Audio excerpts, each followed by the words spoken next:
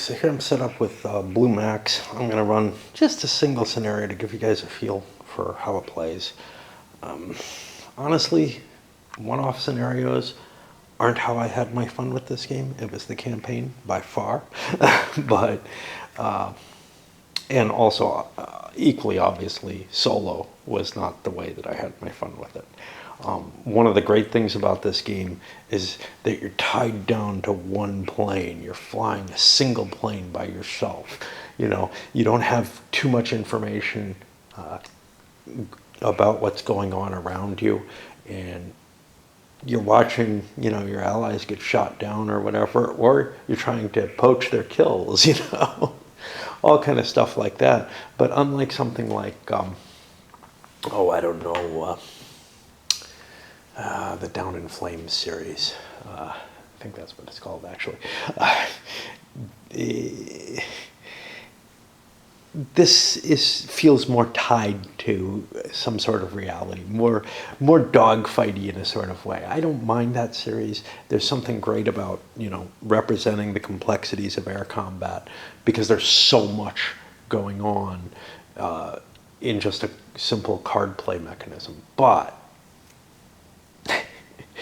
it does not match this for me. That's more like playing, I don't know, that feels more like Uno or something to me than this does. I don't know. The same kind of reaction towards, oh, I boned you, except it's like, you know, different. I don't know. I do know that I missed at least one rule in terms of telling you guys. When you pick maneuvers, you can't increase your speed. You can't increase or decrease your speed by more than one. So when you're looking at the maneuver charts here, I'm not going to be flipping through these. Legitimately, I ought to be tearing them out, but I can't quite bring myself to do that. We'll see. Maybe I will. But say you're going speed 3. Well, you could go to a speed 4 maneuver or a speed 2 maneuver, but you can't change it significantly from there. You can't go beyond that. Now, it's possible we have something for maneuver here. No, it doesn't look like we have a flying capability that improves anything. Some of the pilot skills can improve that. Let me go over what we've got here. First of all, there are a lot of planes in this game. Well, okay, no. One of my great complaints about the game was the lack of planes. Now, when we get to, where did I put it? The new version of it here, there really aren't. I don't know if it's down to just 6 different planes or something like that. But here you can see there's a fair number of different choices. And with the availability chart, what I did was I grabbed some planes from the period that I'm most familiar with, which is sort of the center area in here. We spent a lot of time in that in the campaigns that went on there. Now you do 4 campaigns a month, or 4 battles a month or something, 1 a week, and so, you know, it takes a little bit of time to get through these, and you could increase that. You know, you could be doing a battle every other day instead of once a week, although that's probably pushing it beyond, not beyond the amount of flights that the pilots would be doing, but beyond the amount of serious dogfight type engagements that are going on, I think. So early in the game, unfortunately, there's a huge, or early in the period, there's a huge advantage for the Albatros D3. This is not the Fokker Scourge that happened earlier, but it feels like it. You know, it outguns its opponents. So basically, the SPAD 7, the Sopwith triplane, and the Newport 17 are all fielding 1 forward-facing machine gun, and the Albatros and really almost all of the German planes carry 2 forward-facing machine guns at all times. The one exception to that is the big old Halberstadt, which is their 2-person plane. It has 1 forward-firing and 1 observer-firing gun, and there are problems with that. So we won't. Nobody really was able to make the Halberstadt work well. Okay, but once you get into a period, so The Monster comes in April, and that's the Bristol F2B. I don't know how many counters there are for it. There are at least 2 in it, and this is the plane that people ought to be grabbing on the Allied side. It is a really potent plane. And so I drew up my little charts, and I'll keep the written orders down here. But we've got one Bristol on here, and you can see how much bigger it is just in terms of boxes compared to the other planes. But it has a significant number of real bonuses. First of all, it has a stability of A. It's got a maximum altitude of very high. There aren't a lot of planes that have a very high altitude. You'll see late in the war, the Germans get a bunch of them. The Allies have one, the SPAD 13, that comes in late. And the Sopwith triplane. The triplanes are able to go higher because of the extra lift from the stacked wings, I guess. I don't know enough about aerodynamics. Okay. And this is really the first really good option for the Allies. And while that's there, the Central Powers have still the old Albatross D3, which is all they've been flying to begin the game. The next thing we've added is the SE-5A, which is kind of a neat little plane. It has a stability A as well. It only goes to high. It has a forward-facing gun and a forward-facing Lewis gun on the wire. They're linked. You can fire them together. Anything exciting about it? The Allied planes as a whole have decent fuel ratings. If we compare that, all of the central powered planes are kind of lower on fuel, which means they can't stick around in the battlefield as long, and they have a hard time getting away. And if you look here, it doesn't really go up. Only the Halberstadt really kicks ass there. The Falls D12, yeah, okay. The Falls D12 was my sadness. So when you're playing in the campaign, you squat on a plane. So like on the Allied side, we had one guy who was regularly there who had a Bristol, but the other Bristol was in somebody's hands who almost never played. So that kind of helped us because it really is the monster. The SE-5A is pretty decent. It doesn't compare well to what's coming, but it's probably better than the Albatross D3. And then the other one I chose here was the SPAD 7, which goes way back. That's available where? That's available back in the early period. It's only got a single gun on it. Kind of balances out the Bristol. We had a guy in our game. I played the Central Powers, but I'm talking about the people who played the Allies for the most part. We had a guy on the Allied side who picked a SPAD 7, and everybody was kind of like, what a crappy plane. But he did it for one reason, because you pick your nationality. And if you want the SPAD 13, you have to be French. And the Newport 17 sucks, so you don't want that. So he took a French character, which stuck him with really the SPAD 7 and the Newport 17 as his 2 options. The Newport 17 could be good at some point or another. It's allowed to mount a second gun. But he liked the SPAD because it has some decent maneuvers. But the SPAD 13 is incredibly fast. It's the fastest plane in the game. Well, on the Allied side. It's as fast as anything. So then on the Central Power side, what did I choose here? I took an Albatross D5A, which is sort of the workhorse of the game for the Central Powers. And it's really, people kind of see it as the best plane up until you get the Fokker D7. And we barely got down to here. We never made it all the way down while we were playing over the course of a semester or two. And the D5 is a pretty potent plane. It has, a decent amount of body, etc. It's got a 6-point tail. Now, this is one of the things. So your weak point on your plane is your tail.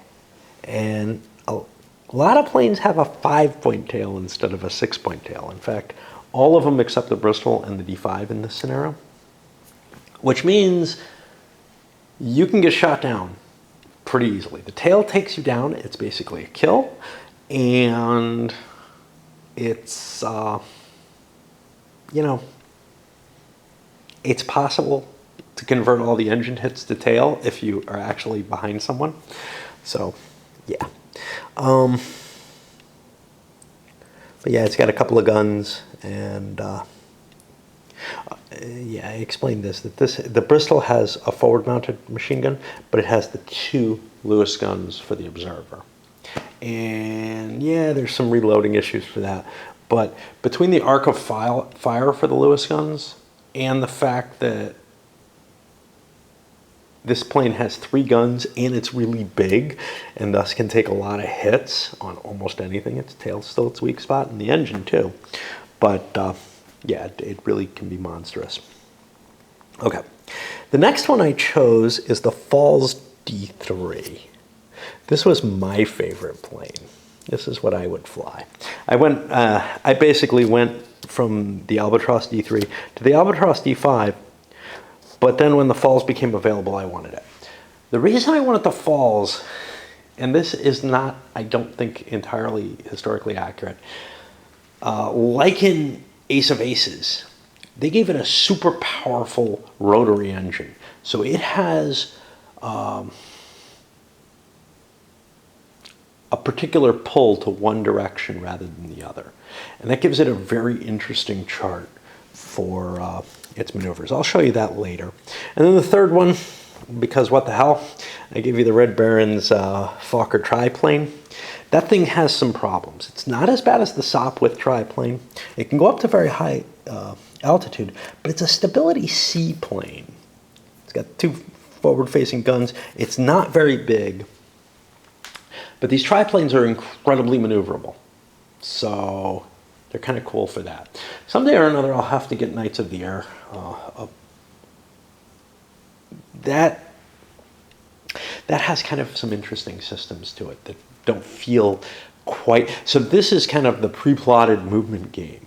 Knights of the Air is not really. Knights of the Air usually, it's sort of a cross between the pre-plot and the Richthofenswar type movement. And you'll see, but it's got all kind of complexities going on in it, where you're setting, you know, it feels almost like a flight simulator more than anything else. It's not as complex. Mechanically handling a flight simulator would be just obscene, but it feels like you're doing that. The one that is kind of my favorite is Wings, which is very much like this, except in a lot more detail, a lot more planes. My big complaint about this one, and I think Wings, yeah, really most of them, Richthofenswar, no, except my copy is lacking it, is no campaign rules. And that is actually why I have Bloody April. I'm hoping that I can kind of convert that into the campaign rules for being able to generate battles. I don't know if it's going to be possible, but I know that's a more operational type game, but kind of a light operational in the way that like Elusive Victory was. So we might be able to create dogfights that can be fought out on the, you know, in the battlefield. I don't know. We'll have to see. I started looking at it, but then didn't get around to it. And I would love to have a scenario generator for Wings, which is right next to it. How about that?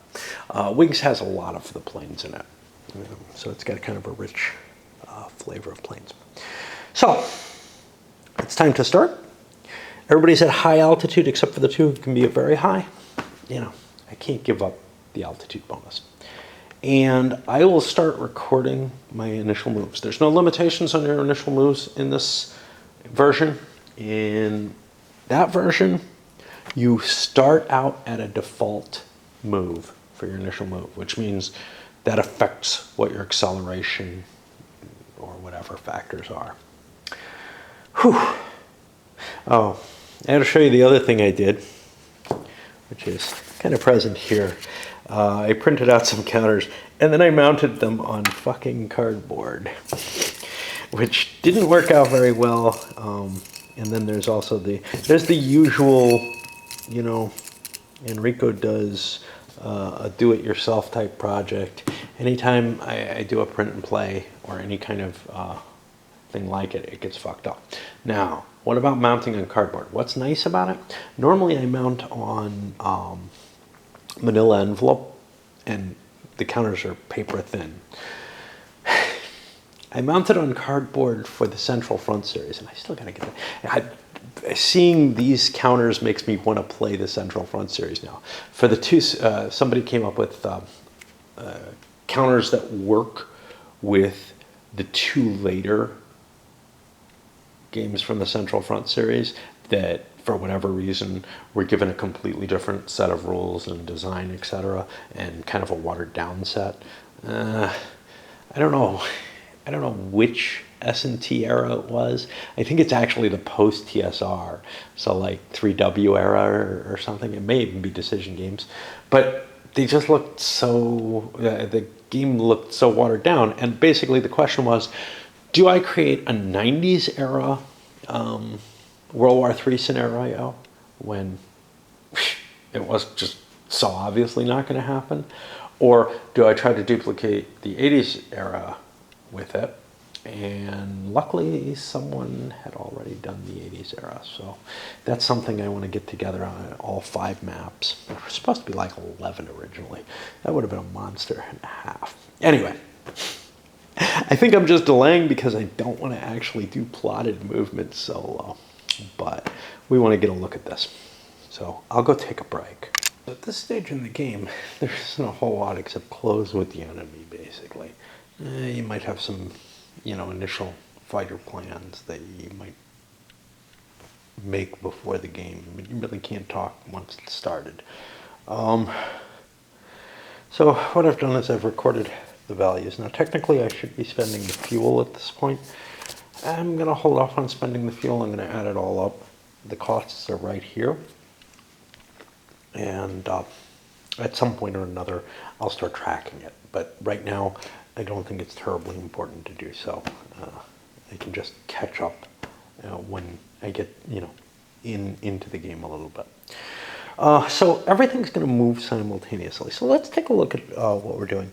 So the first plane I have here, let's look at the Falls D3. I programmed a 16L3. Now, what you're going to see is that these different planes have different maneuvers, and the Falls is especially interesting because we have this hard rotate here. That is the maneuver that I like from the Falls.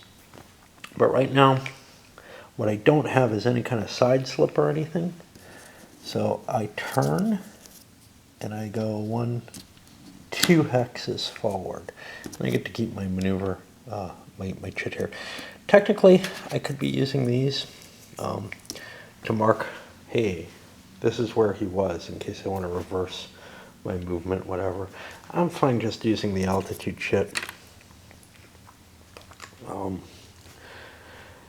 So let's look for the next plane.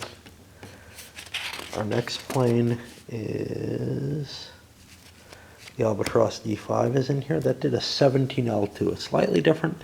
This is the side slip. So here, I just fly like that. The different planes work a little differently. This one doesn't have an unbalanced set of maneuvers. Its maneuvers duplicate on each side. And it's one of the things I love about the Falls is it pulls heavy to the left. Now, optimally, I would not want my right flank facing, but we'll talk about that in a little bit. And then take a look at the DR1 over here. And that did one that we've seen before, the 16L3. That's the turn to the left in 2 spaces. Okay. Looking at this though, look at that. The 17L2 was a particularly fast maneuver comparatively. Well, a cheap maneuver. And so that's one of the other things to like about the D5 is it has cheaper speed 3 maneuvers than either the Falls. The Falls is kind of weird. I have like a speed 1 maneuver here and a speed 2 maneuver, or 2 fuel maneuver and 1 fuel maneuvers. It's a really, really screwy plane. And the fact that it's so screwy is one of the reasons I like it, because my opponents could never figure out, because my plane didn't do what they did. Of course, I couldn't figure it out either, because it was screwy.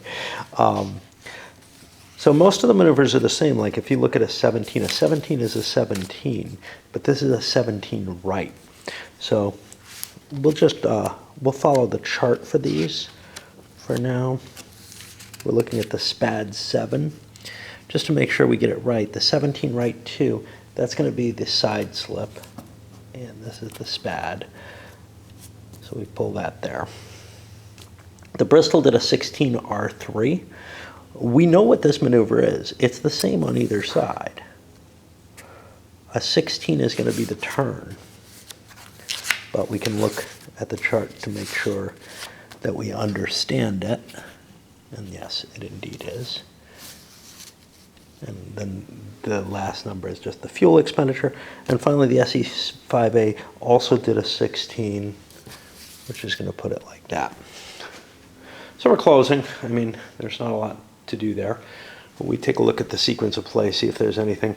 Nobody's in range to fire. Firing range is like 3 hexes. And there's nothing to deal with. So we move to the second turn. And note, you can really zone out on these, figure out what your best maneuvers are. Like I said, sometimes it's possible to put your plane somewhere where nobody can possibly shoot it, and then you just hope for a shot. That's especially good on one player, and it's very much the ace of aces problem. It's less the case here, especially when there's something like the Bristol out there, because it can fire out its ass all over the place. But basically, I'm not going to spend a whole lot of effort trying to figure out the optimal moves. That's part of the game, although you really want to put a clock on people, so, you know, they don't spend 15 minutes trying to figure out a single move. But part of the game is that being aware of what your moves can do and what the other planes can do out there, which is why the falls is so sneaky.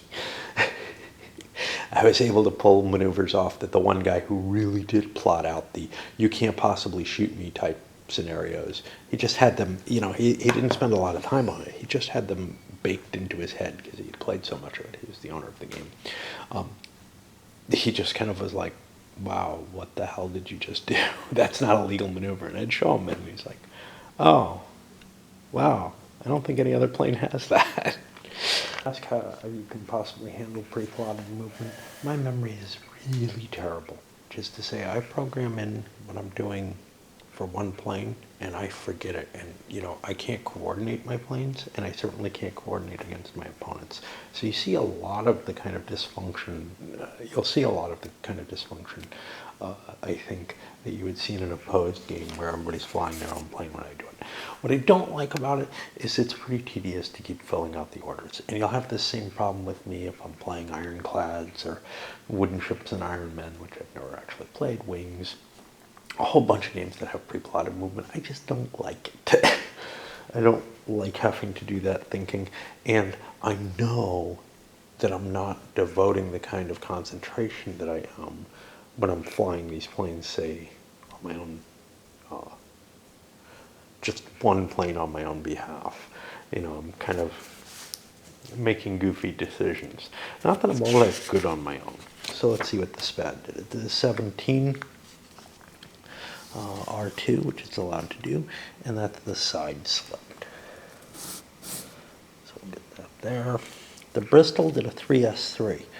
I don't really have to look at that. That's this. It moves forward 2 spaces on other charts. And the SE5A did a 4S3, which is a slightly different maneuver. I think it's just faster.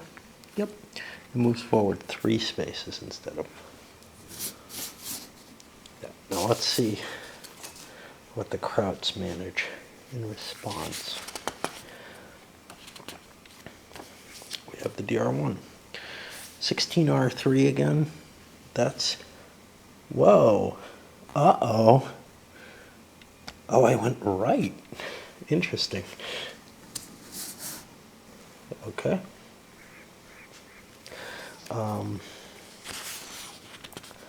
The Albatross did a 17L2, which I believe is the side slip. I hope. I mean, that's another thing, is I might write the wrong order down. And that happens, you know.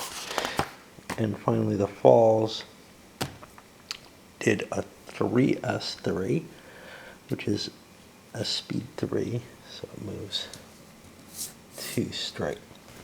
Okay, we're getting within range. 4 hexes, I don't think no guns work that far out. Here though, we've got a potential open range between the SE5A and the Fokker. Let's think about this. First we have to check the firing arcs. So the firing arc in general is just out the front. Front arc, and it's pretty much from here and then this line going out. Yeah? So they are in range and they are in range. So they're both going to fire. Among other things, it gets them the ability to say, hey, I clinked a shot off. Now, I'm going to record that with these suckers. We'll call that C, we'll call this side A, for who's shooting at it, using the counters for different reasons than I normally would. You can use a lot of things for it. One thing to note, the observer guns have a slightly different arc. First of all, they go out the rear, and secondly, they have a blind spot, so they can't shoot the tail off. Okay, so now both sides, before they make, you know, they're like, hey, we observe that we have a firing opportunity, let's take it. The question here is, what are we going to do? Let's take a look at the charts and see what the chances are. So, we're at range 3, which gives us a base of 2. If we did a long burst, that would get us to 4. Stability on the SE5A is an A. That gets us to 5. Attacker's speed 3 or 4. Okay, this is where things get hard. So to know what the speed is not the fuel cost. So the DR1, for example, did a 16. That's a speed 3 maneuver.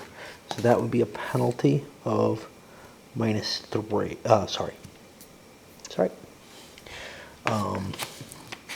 The SE5A did a 4S3. I think that's a 3 maneuver as well, a 3-speed maneuver as well.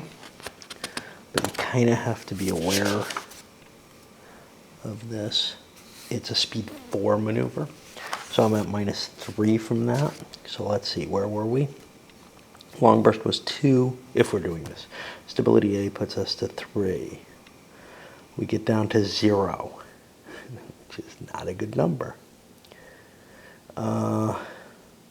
We don't have a single gun because we've got the wing-mounted Lewis gun. We are firing with deflection. We'd be at -3. We're not going to get a successful hit. We're not tailing, and we are at a different altitude, which gives us a +4 at this range. Uh-oh, that changes things. Firing deflection got us to -3. We could be on the 1 table with the big chart. That would get us a blue chip. Possibly. I don't think it's a good shot, so I'm going to give him a shot of that at a 1. He's going to take it. So he's going to fire his long burst. I can almost assure you that the DR1 cannot hit here. So let's take a look at it. Let's say it went with a long burst. That gets it up to a 4. It is stability C, I think. Yeah. Let me make sure the SE5A is indeed an A. I think it is, yeah. Okay, so we went from 2.4 down to 3. Our speed is high, so we're down to a 0. We're firing with deflection because we're not head-on or head-to-tail. So we're at -3 now. We could also get it up to a 1. That doesn't make sense. 2, 4, 3, 0. -3, yeah. We could do a 1 as well. Okay, we'll do the same thing on a 1 we take a shot. We do not. We're going to do a short burst here. We don't have to mark any ammo. The big deal with a short burst is there's no real reason not to do a medium burst, okay? But we can't get a hit there. But the big reason for this is that we will have fired at that target the last turn, and if we close, we get a bonus for that. Okay, so let's look at the SE5A. Let's make sure I have this right, because I don't believe I do. 2, 4, stability A puts it to 5. Down to 2, down to -1, up to +3. So we have a better table. And we're going to roll. We get a 6. That's going to be 2 blue counters. I shuffle these up, and unfortunately, they're all kind of different sizes and shapes. There's 1. We did 4 wing. And it looks like 2 tail. These are hard for me to read. 4 wing and 2 tail. So we do the obvious. We mark them off, and it doesn't matter which wing you do.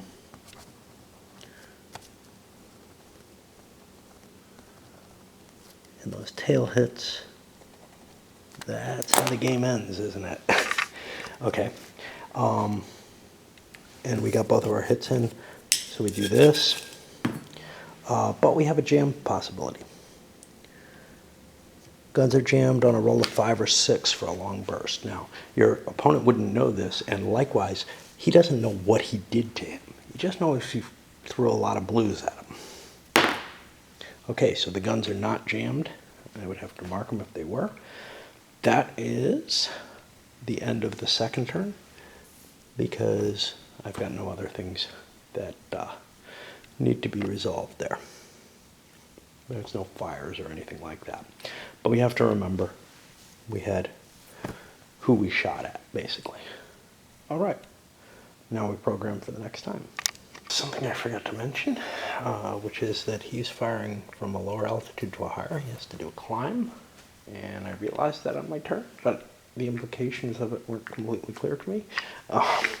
What that means is he's going to go into a stall, but he gets to do his maneuver. And we're going to see how that all works out. Let's take a look. This pad 7 did a 13S2. And by the way, we can scroll the map if need be. 13S2, which is forward 2 spaces and to the right. Okay. The Bristol and the SE5A. There's the SE5A. It did a 13S2 with a climb.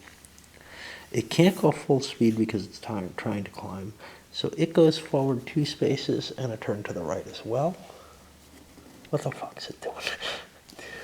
Sometimes I can't tell what I'm doing. Now, it has that climb that it's got programmed. It can't actually make the climb. So it does a possible stall. It will spin on a 5 or 6. If I understand correctly. Stalls, see, so what's not clear here, an aircraft can choose maneuver 1 if appropriate, but he didn't choose that. So I think he wouldn't even be allowed to choose that because he's trying to climb. He has to be going a certain speed to try that, and then he fails. So he's got to do this maneuver. On a 5 or a 6, he's going to spin out. We're going with no novice pilots and no aces here. Okay, he's fine. I can get rid of that for now. Okay. And I did not do the Bristol yet. He's doing a 15R3. No. He doesn't have that. What the fuck was he trying to do? He was trying to turn right.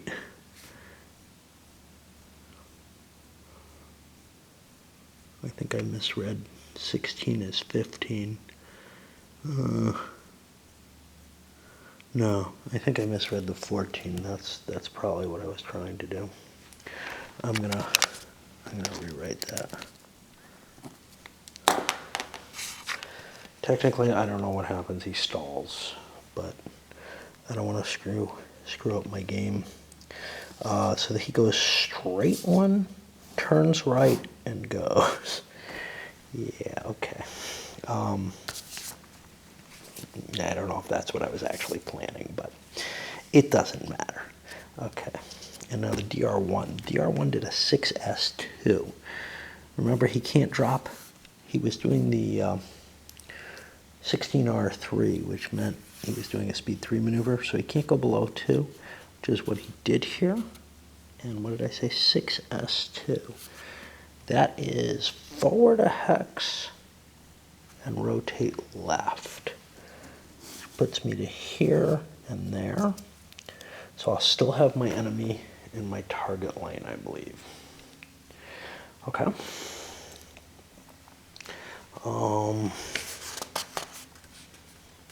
I might want to start leaving markers behind.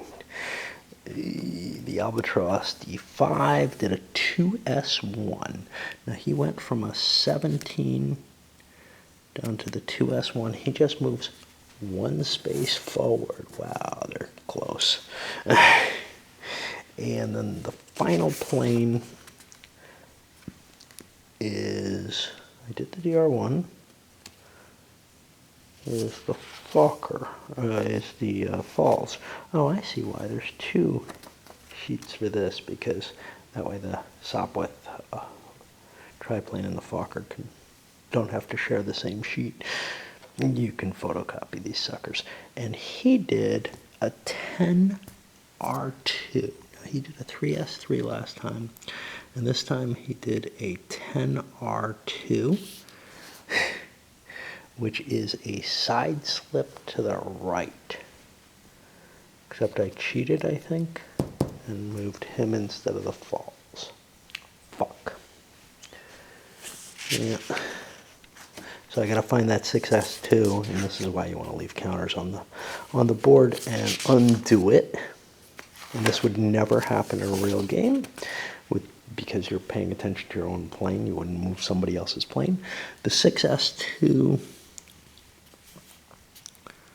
was, geez, my eyes don't work very well. I've got a 6S1 on the Albatross. Why did I?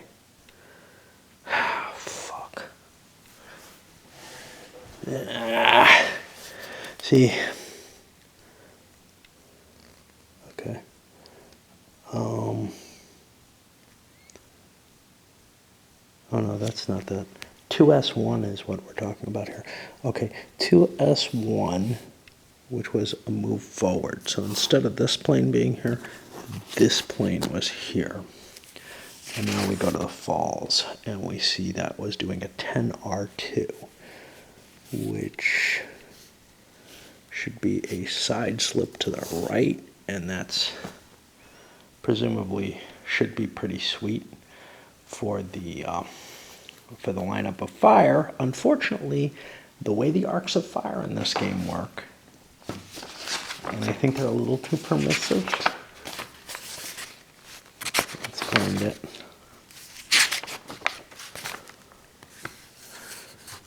The front arc is, oh geez, what am I looking at? The front arc goes there. So those actually both get to shoot each other, which is probably incorrect, especially if Lewis gun's up on that angle. But again, there's some abstraction going on. So now it's time to make choices as to firing. And these get a lot more complicated at this point, because I've got to make some decisions. So for example, here, I'm going to continue shooting him. I don't know to what degree. He is not going to be shooting this. He's going to be shooting the D5 there. You can't shoot through planes, but he could shoot across here. What he's got is, what is that? That's going to be blue B. He's going to fire at the guy right in front of him. There's huge advantages to doing that. and he is probably C, so he will return fire there. Whatever the hell this is the albatross? Yeah. I might as well plink. So what is my letter? It's A.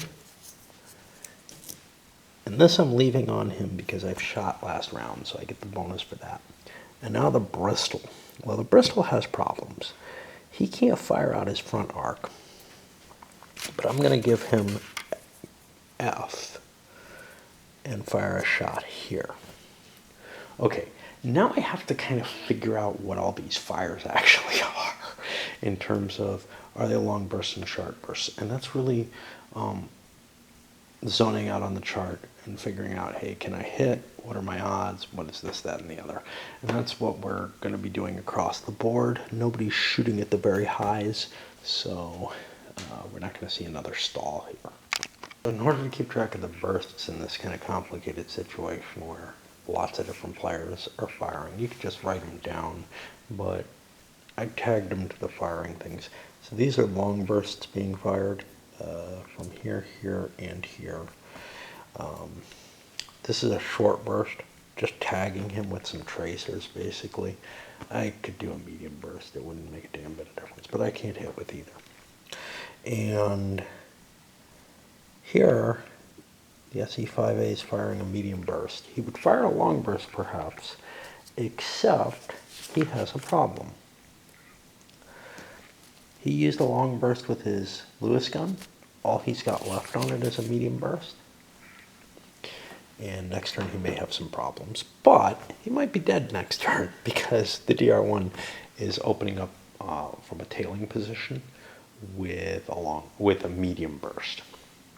So what I'm going to do is I'm going to resolve that fire first because it kind of starts clearing things out of the way. So let's look at the DR1's fire. He's at range 2. So he has a base of 3. It's a medium burst, gets me up to 4. He's stability C, no penalty. 4. +2 for target stalled, 6. He did not go at speed 3 or 4. He actually went very slow. So I'm at 6. He's firing with deflection down to 4. He fired at the target last turn, 5. He's tailing the target, 6. And he's at a different altitude, 9. That's a pretty good chart. I don't want to fire a long burst and maybe lose my guns, jam my guns. So on the 9 table, I get a lot. I get a blue and 3 red. There's no reason for me, everything's pre-programmed at this point, so there's no reason for me not to draw this out. So we'll draw a blue, which is just a little wing, but 3 red, and that can be very painful. More wing, get enough wing and he's in trouble, but wing's not the easiest thing.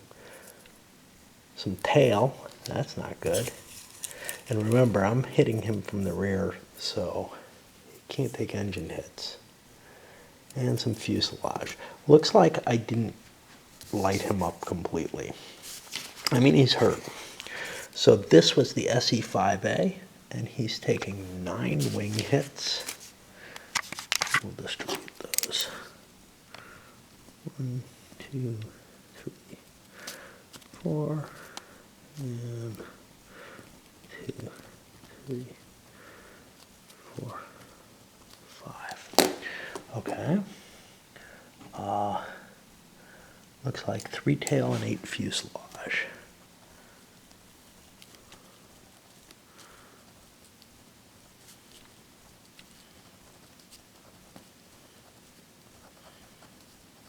Okay. And I'm going to get rid of this piece because that fire's taken care of. I leave the marker on there to indicate that he fired before, and these all go back in. All right. We got a lot of shots going on. Let me take care of this one because it doesn't do much. So that is the D5A firing out at range 3. So it's a base of 2. Let's say I went with a medium burst, just to see for shits and giggles where I could get. So that gets me to 3. Stability, no effect. This is why 2S1, that's not fast. So we were at 3. Deflection gets me to 0. I'm not tailing, I'm not at a different altitude. It could have gotten on the 1 table. I chose not to. So I've put a marker on him for next turn. Okay. Let's continue fire on him because all the rest of the fire coordinates onto the poor falls. Okay, so we take a look at the falls. It did a 10R2. Let me see what that looks like speed-wise.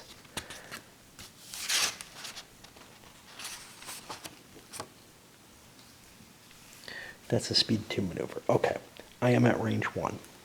So that's 5. I did a long burst, 8. Stability B, I believe, 8. 9. That is not the stalled target. 9, there's deflection, 8. I did not fire at him last turn. Okay, so I'm on the 8 table, which is a pretty good table. And we get to do some shots at this is the SPAD, the least important thing to shoot down. 3, I get a single red. Now, any chip, even a blue, can kill you, but you got to get pretty lucky. However, that looks pretty nasty. Observer killed 4 fuselage. There's no observer on this plane, so it's 4 fuselage on the SPAD, and that's all we did. And we're hitting from the left.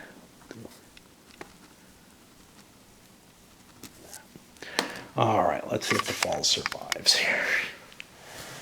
Let's get this off. Wrong one. Shit. Let's do that. I did the wrong fire. So A and B have both fired at him. All right. We have a bunch of shots coming in, and we're going to have to coordinate them all. So the first one is, that's the SPAD. The SPAD's only got 1 gun. It's at range 1, so it's 5. Long burst is 8. I thought it might die. It's a B stability. 8, 9. How fast did it go? It's a SPAD. It's going fast. 13, yeah. It's going fast.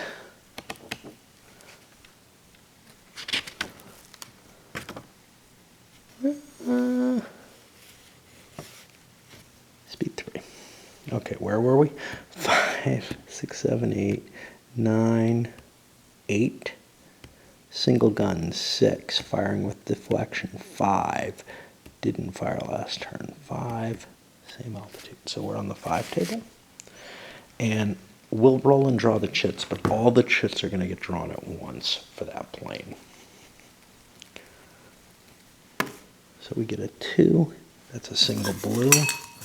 I'll shuffle the counters up.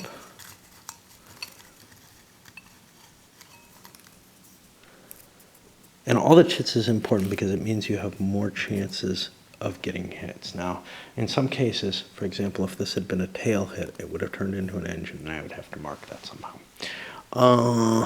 So that's him, and he stays there. How about the Bristol? Ooh, we did some long bursts here that we need to check for. He did a long burst. 5 or 6, he has a gun jam. He does. So the falls is not doing well. So I have jammed. I'm going to mark that here. Technically, I should be marking it over here on the guns themselves, but it's not actually damaged. And I have to clear the guns, which means I have certain things I have to do. And this will help bring that to my mind, especially since I'll probably be loading this up after this segment. Now, where are we next? The Bristol. Oh, we didn't roll for a jam on the SPAD. That did a long shot as well. It also jammed. So let's get that there. Now remember, The other side does not know about this, right? This is all secret stuff. And they might notice you writing or whatever. The idea is you should probably not pay too much attention to what's going on in terms of that kind of stuff. All right, let's take a look at the Bristol. He's within arc of the observer. He is not within arc of the observer. I lied. He is actually unable to be hit by the Bristol. So the Bristol is not firing.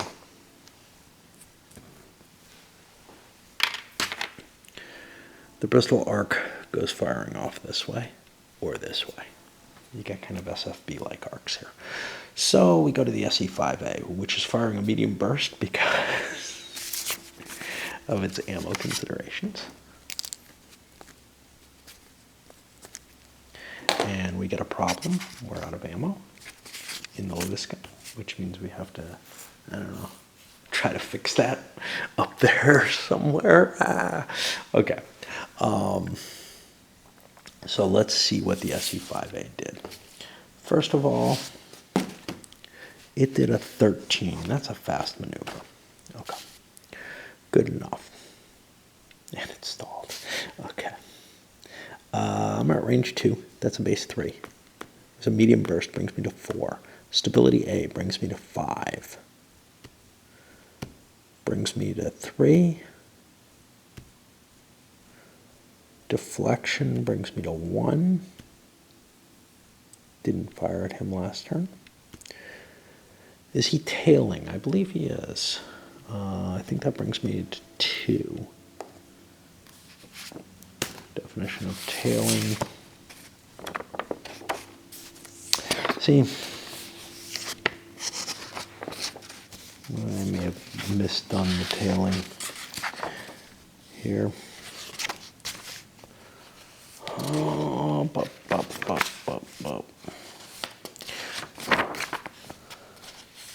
This is a difficult rule book to cope with. It reads fine, but I don't know. GTW never really got the idea of like case numbers and stuff like that.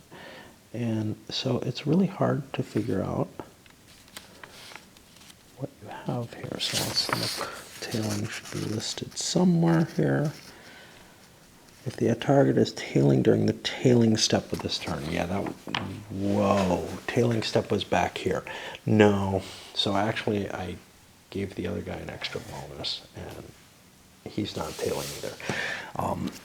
It's if you're able to keep that same target in your arc that you were tailing before. So anyway, I'm not going to worry about trying to unwind the other effect, but let's get this one in. What are we doing? We're shooting him in the ass. Okay, so we were at range 2, which is 3. Medium burst 4. 5 for stability. Down to 3. Down to 1. That's it. I'm on the 1 table. The problem with the Lewis gun is because it runs out of ammo, it's actually a limited resource to fire. But I get a blue chip, so we add another blue to this. And that can't be good. Fabric tear, no speeder, 3 or 4 maneuvers for the rest of the game, and 3 wing. So we look at the falls, and we hit it for 1, 2, 3.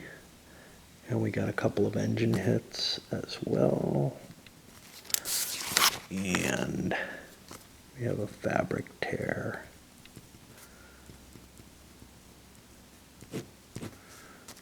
And I'll put this no 3 or 4 maneuvers, and we'll see if I can remember that. Because, all right, some people have problems. Let's look at what problems are. 7 and 8. I don't believe we did anything that would allow us to recover. Let's see if we can find those rules. Here they are. It's on jam guns you had to do, and so I think you have to be. So this is actually not clear here. Yeah, to attempt to unjam guns, you must have done an unrestricted straight maneuver.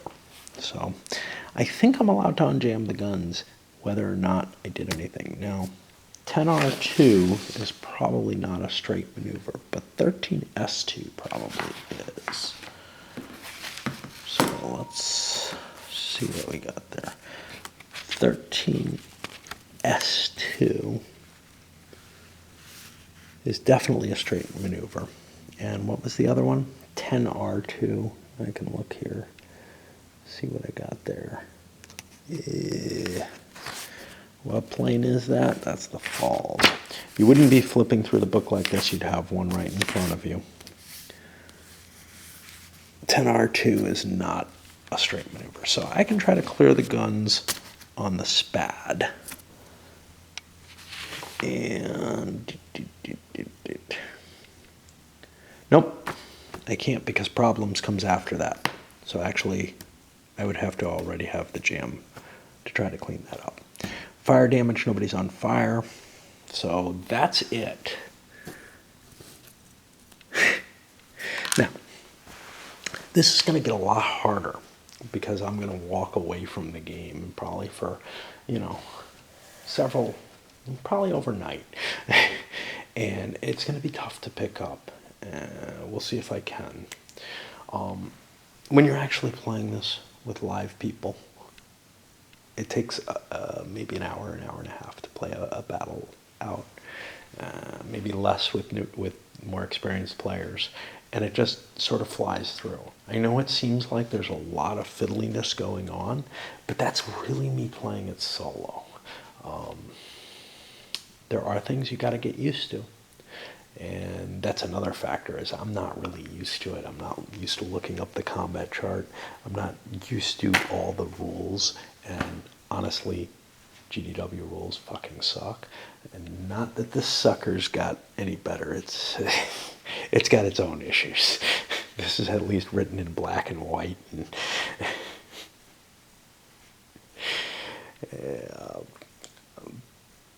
that thing's hard to find stuff into.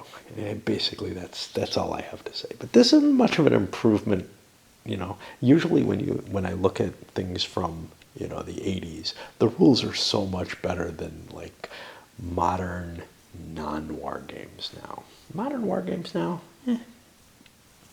they're a mixed bag like they were back then. But GDW was always one of the particularly more difficult sets of rules to cope with, just because the lack of case numbers, the lack of referencing, and I just find it hard to find what I need to when you've got walls of text here. Now, GMT isn't too far from this, so unless something is really almost trivial, and with GDW that was the Series 120 games. Yeah, it's hard to find if there's a special rule that I can't remember, like the elephants in Raffia or something like that. But for the most part, the game's so simple that you don't have to worry about it. This is not quite that trivial. It becomes easy with practice, I guess is the thing to say. Anyway, you've gotten to see a little bit of the mechanisms in play. I think I'll be finishing up this scenario because I am still kind of enjoying it, but the pain in the ass of trying to track not only the written movement, but honestly, keeping track of the speed of your maneuvers. That's something that's not written down in your orders, and maybe you could, maybe I should be leaving a notation there of the speed of the maneuver, because that is not here. I've got the fuel cost, I've got a number for the order, but I do not have the actual speed that maneuver is, and the speed is an important factor when I'm doing the combats, and I have to look it up. All right, let's send this up, and we'll see if I can get a decent continuation on it.